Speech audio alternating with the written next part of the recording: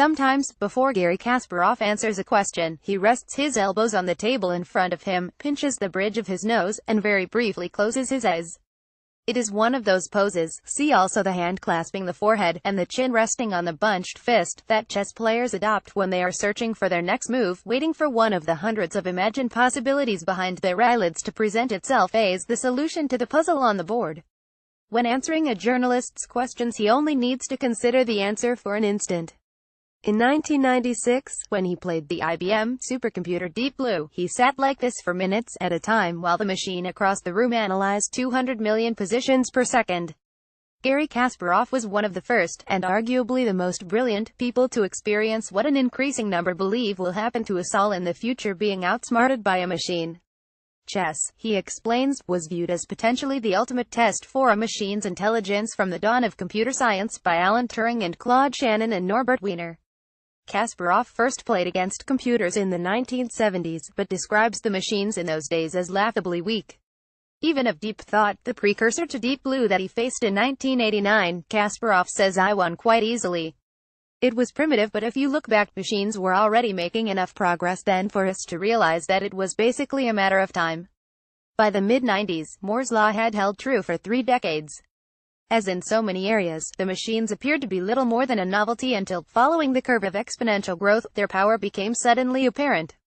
The whole idea that if we had enough time, we would avoid making mistakes, says Kasparov, was ignorant. Humans are poised to make mistakes, even the best humans.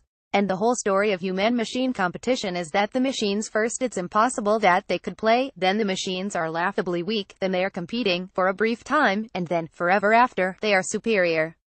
But the inevitability of the machine's success, says Kasparov, is not a matter of brute force, but of reliability. Machines have a steady hand. It's not that machines can solve the game, the number of possible moves is so high that, even calculating at 200 million moves per second, it would have taken Deep Blue longer than the life of its opponent, or the solar system, or quite possibly the universe itself, to calculate them all. It's about making moves that are of a higher average quality than humans. The machine, says Kasparov, need never fear losing its concentration because it can never feel fear and it has no concentration to lose. It doesn't bother about making a mistake in the previous move. Humans are by definition emotional.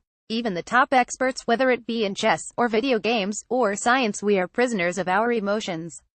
That makes us easy prey for machines. In a closed system, in 1997, Kasparov played his second match. He had won the first against the IBM supercomputer Deep Blue and lost in the deciding game. He had been the world champion since 1985, and would remain the world's highest-rated human player until his retirement in 2005.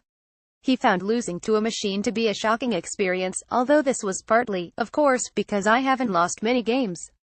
Now, 2 decades later, I realize it was a natural process. But Kasparov does not think humans are about to be replaced entirely by machines. Even in cybersecurity, where automation and machine learning are necessary, it's not a closed system, because there are no written rules. Actually, it's one of the areas where human-machine collaboration will have a decisive effect. I think it's naive to assume that machines could be totally dominant, because the angle of attack can change.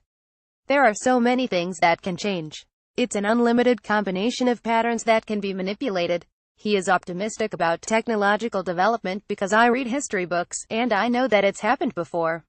It's a cycle. New technology always destroys jobs and industries before it creates new ones. So if we try to slow down AI development, it will still kill jobs, but it will slow down the creation of new industries. It will prevent us from generating enough income to think about the people who have been left behind.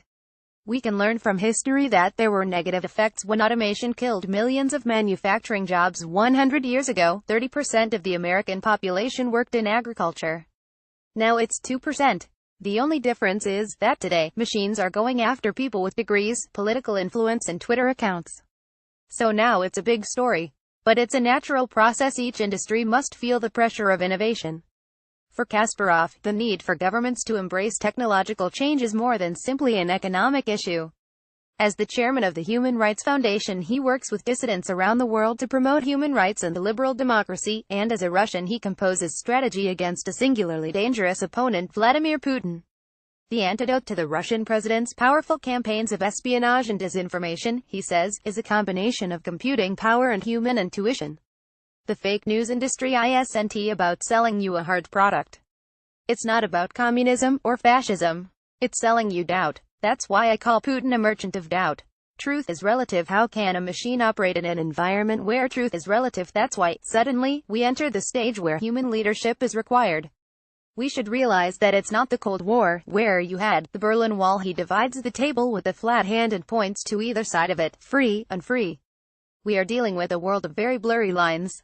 Governments in the UK, in France, in Germany, in the US, must recognize that this threat does exist. In Germany, for 3 years since the beginning of the refugee crisis, Putin's propaganda has been beefing up the AfD, giving them support. The German government knew about it. But because German businesses are in Russia, the Social Democrats are part of the coalition, Merkel did nothing. The end result: 94 neo-Nazis in the parliament. What's most frustrating to Kasparov is that it's not that we lack the means to respond. It's about political will. We have to recognize that there will always be people who will try to use cybercrime against the free world, so we always have to be one step ahead. It's not about slowing down the competition, we're actually speeding it up, just to make sure we are at the cutting edge. I believe in the winning spirit, the pioneer spirit, of the people of the free world. There will always be ideas coming and we have to make sure that the influx of ideas doesn't stop. Kasparov describes China as a more long-term threat. It doesn't meddle in elections. It is stealing, not for immediate use but maybe later on. But you have so many other potential players, weaker players, that could say Putin did it. Why don't we do that? The key issue for me, says Kasparov, is the correlation between privacy and security. I was born and raised in the Soviet Union. I lived in Putin's Russia.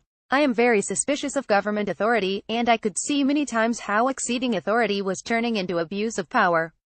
In major cybercrimes such as the recent Equifax hack, which investigators have said bears the hallmarks of a state actor, he says that nation-states, like Russia or China, look for easy prey. But that's as a result of negligence, so we have to hold our administrations, in America or Europe, responsible for not paying enough attention to defend this data.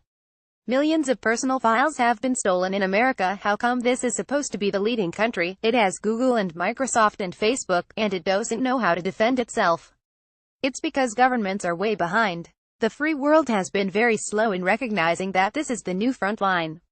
This is where you have to fight. This is where you have to invest. This article originally appeared in Spotlight, the New Statesman's Policy Focus supplement. To read more about cybersecurity, visit newstatesman.com. Cyber